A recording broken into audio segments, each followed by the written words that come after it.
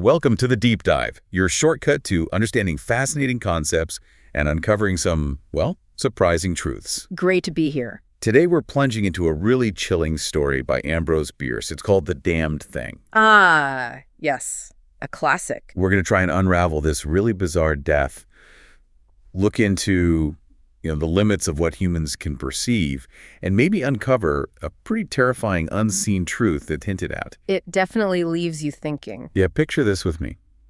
You're in a dim room, maybe just a flickering candle. The air is thick with this unspoken dread. Mm-hmm.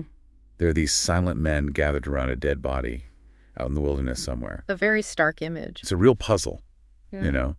Not everything is quite what it seems, or maybe what we can perceive. Yep. Let's get into it. That atmosphere Bierce creates, that stillness, it's palpable right from the start. You feel that tension. Absolutely. And that tension, that mystery, that's what we're diving into. So our story kicks off in this remote cabin deep in the wilderness at night. Yeah. The source paints a vivid picture.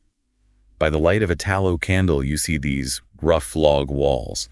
And around the dead guy, there are 8 other men, just silent and motionless. Total focus on the body.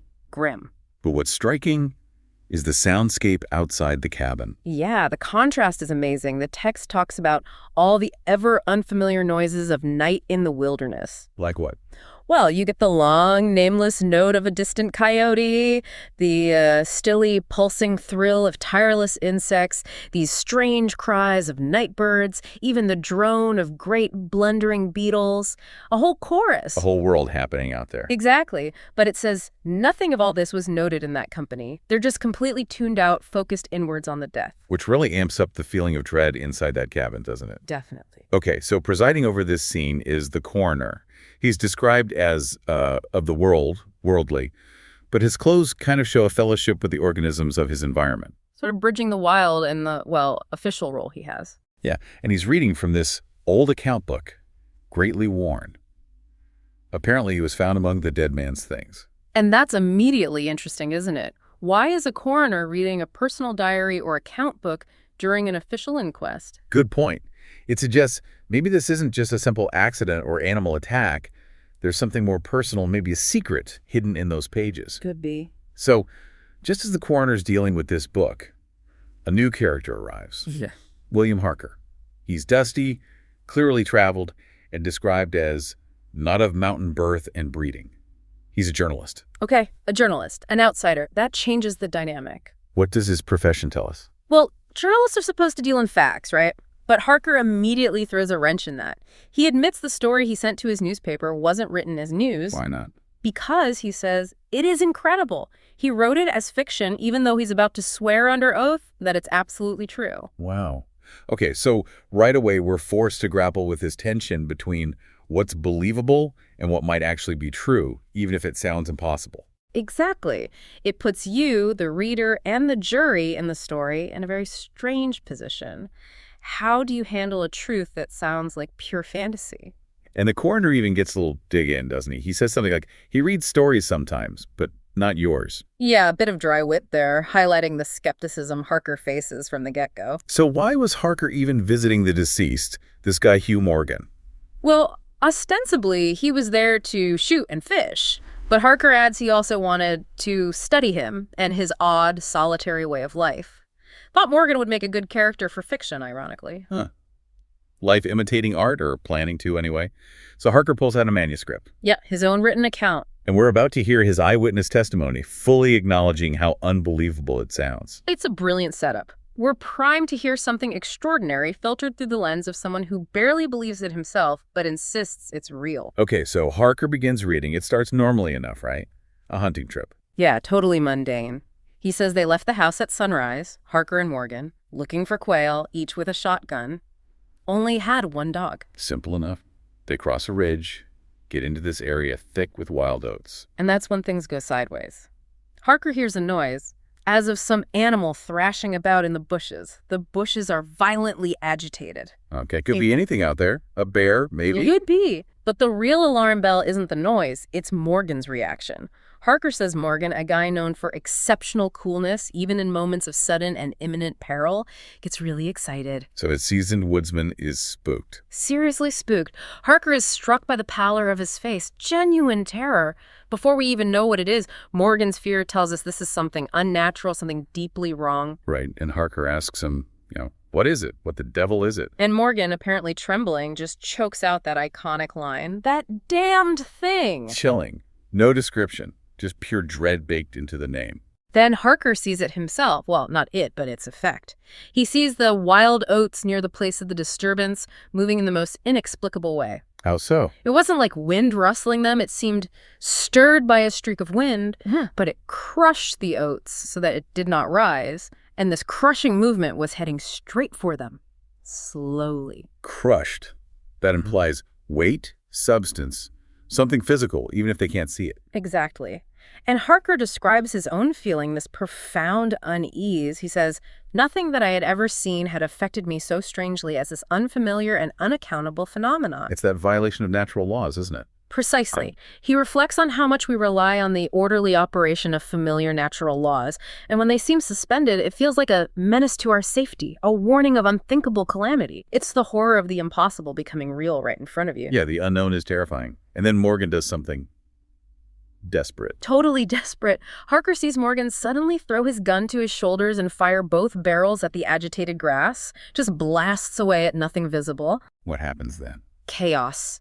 A loud, savage cry, a scream like that of a wild animal erupts from the spot. Morgan literally throws his gun down and runs. He bolts. Bolts. And in that same instant, Harker says he's thrown violently to the ground by the impact of something unseen in the smoke, some soft, heavy substance. Hit by something invisible. Hit hard. Then he hears Morgan screaming as if in mortal agony, but it's mixed with these hoarse, savage sounds as one hears from fighting dogs. Just pure primal violence. Oh, man. Can Harker see what's happening to Morgan? He looks up, sees Morgan maybe 30 yards off. He's down upon one knee, his head thrown back at a frightful angle, hair everywhere, body convulsing violently. God. But here's the truly bizarre, terrifying detail. Harker says Morgan's right arm seemed to lack the hand, at least I could see none, and the other arm was invisible. It was, and this is a direct quote, as if he had been partly blotted out. Partly. Blotted out. What does that even mean? Like erased? It's horrifying imagery, isn't it? Like something was literally obscuring parts of him from view, even as it attacked him. And Morgan's shouts and curses were heard as if through an enveloping uproar of such sounds of rage and fury as I had never heard from the throat of man or brute. So there's this invisible struggle happening with these horrific sounds. Yes. Harker scrambles up, tries to run to help him. Does he make it? No. Before he can get there, Morgan goes down and quiet. All sounds had ceased. It was over. Just like that. Just like that. And Harker sees that strange movement in the wild oats again, the crushing trail, prolonging itself from the trampled area about the prostrate man toward the edge of a wood. The unseen thing was leaving. And Morgan. Harker gets to him, looks down. He was dead. Wow. Okay. What an absolutely terrifying account. Unseen assailant, bizarre visual distortions. Just horrific. And completely incomprehensible based on normal experience, which sets up the whole problem for the official inquest, right? How do you deal with that? Right. So Harker finishes reading his account. Now the coroner has to deal with the physical evidence, the body itself. And the evidence is brutal. It matches the violence Harker described, even if the cause is unseen. The coroner reveals the body, altogether naked. It's got this clay-like yellow color, covered in broad maculations of bluish-black bruises, basically, like he'd been beaten with a bludgeon. Just savage injuries. And worse. The skin was torn in strips and shreds. His throat was horribly mangled, so bad that some jurors apparently repent their curiosity, and Harker himself feels faint. Morgan's clothes were found nearby, all torn and stiff with blood. So the physical evidence points to an incredibly violent struggle and massive trauma. You'd think this would make the jury take Harker's strange story more seriously, right? You'd think, but weirdly, no. The text says the jurors seemed rather uninterested in the body itself. Uninterested. After hearing that story and seeing that. Yeah, the implication is they'd seen all this before, maybe seen bad animal attacks or something. The only truly new thing for them was Harker's testimony about the unseen cause. Which they clearly didn't buy. Not at all. It really highlights how resistant people can be to evidence that doesn't fit their worldview, doesn't it? Absolutely. We filter things through what we already believe is possible. An invisible monster is just too far out there for them. Their skepticism really comes through with the foreman. He asks the coroner, pretty cynically, what asylum did this your last witness escape from? Ouch. Just dismissing Harker is crazy, straight up. And Harker tries to bring up the diary again. He recognizes the book the coroner has and starts to say, the public would like, implying maybe the diary holds answers. But the coroner shuts him down. Yep, cuts him off. Says the book will cut no figure in this matter. All the entries in it were made before the writer's death.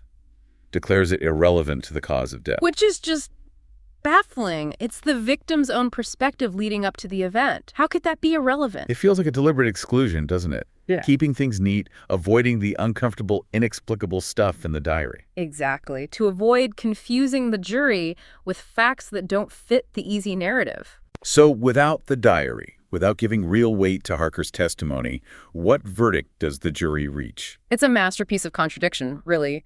They find that Morgan died at the hands of a mountain lion. Okay.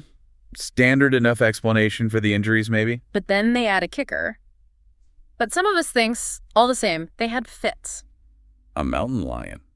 And fits. How does that make sense? It doesn't. It perfectly shows their internal conflict. They provide an official, rational cause the mountain lion to explain the physical damage. But they can't entirely shake Harker's story or maybe something else they sense, so they tack on this vague fits idea to account for. Well, the weirdness. The stuff they can't explain. So the official record is clean, but the doubt just hangs there. Precisely. The official story doesn't match the unease, which means if we want the real story, or at least Morgan's understanding of it. We have to look at the diary they ignored. Exactly. Hugh Morgan's secret lies in those pages the jury never heard. This is where the story moves beyond just horror into something more like speculative science almost. Let's unlock it then. What does Morgan's diary actually say? Does it explain things? It shows his own investigation, his growing awareness. An early entry describes his dog acting really strangely. How so? He says the dog would run in a half circle, keeping his head turned always toward the center, like it was tracking something invisible in that circle. Then it would just stand still, barking furiously before bolting in terror. Wow. Animal senses picking up something humans can't. That's what Morgan starts wondering. He muses, can a dog see with his nose? Do odors impress some olfactory center with images of the thing emitting them? He's already thinking outside the box about perception, beyond just sight. That's fascinating. He's observing and theorizing. What else? A bit later, on September 2nd, he writes about watching stars at night. He sees them successively disappear from left to right, as if something had passed along between me and them, but I could not see it. Something invisible blocking starlight. Yeah, and his reaction is just, ugh, I don't like this. It's a direct parallel to what Harker later experiences with the crushed grass and invisible presence with physical effects. The evidence is building for him, piece by piece. It must have been terrifying. Absolutely. By late September, September 27th, he's writing about finding daily evidences of its presence. He's spending nights hiding, gun in hand, barely sleeping. He's wrestling with his sanity, writing, if these amazing experiences are real, I shall go mad. If they are fanciful, I am mad already. That's a man on the edge. But he's defiant, too. He writes, I shall not go. It shall not drive me away. No, this is my house, my land. God hates a coward. He decides to stand his ground and figure it out. Brave, or maybe foolish, but definitely determined. And that determination leads him to his breakthrough. October 7th, he writes about having a revelation. He says, how simple, how terribly simple. Okay, what's the simple, terrible solution? It all comes down to the limits of human senses. He starts with hearing. He gives examples like a flock of blackbirds or quail taking flight simultaneously without any visible signal. Yeah, how they do that. Morgan theorizes there must be an unheard signal of warning or command, high and shrill above the din, that humans can't perceive, but the birds can. Like a sound outside our range of hearing. Exactly. He gives another example. A school of whales, miles apart, sometimes diving at the same instant. Sailors might not hear the sound, but they can feel its vibrations in the ship, like the low bass notes of an organ that are felt more than heard. The sound is too grave for the ear. Okay, so sound exists beyond our hearing range, high and low. That makes sense. Then he applies the same logic to vision. This is the crucial step. What does he say about sight? He argues the human eye is an imperfect instrument. Its range is but a few octaves of the real chromatic scale.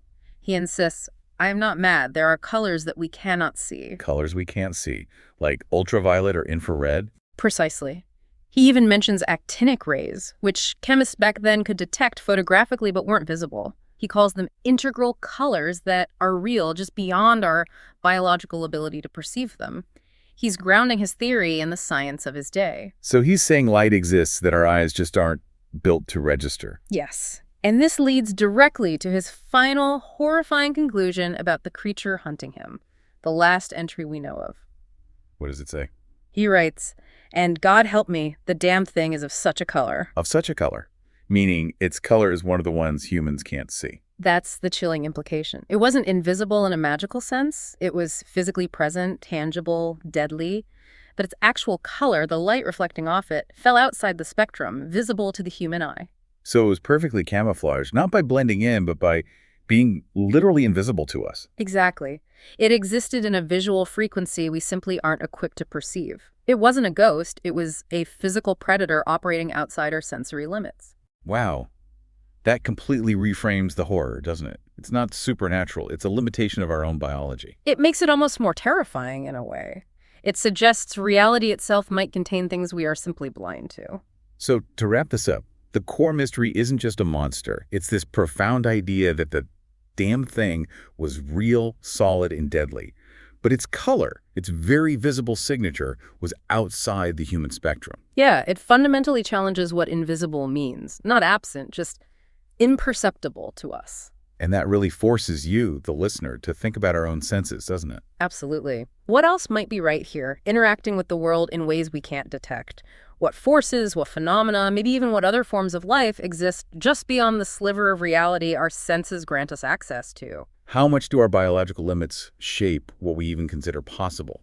What truths are we missing just because we don't have the right equipment, biologically speaking? It makes you rethink the boundary between the known and unknown. Maybe it's not out there, but right here, just unseen. A truly unsettling thought to leave you with. Could there be entire layers of reality coexisting with us, completely beyond our grasp? It certainly suggests our perception isn't the whole picture.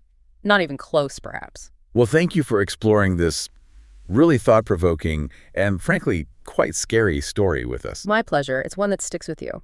To everyone listening, maybe take a moment to consider what might lie just beyond the edges of your own perception. Thanks for joining us on The Deep Dive.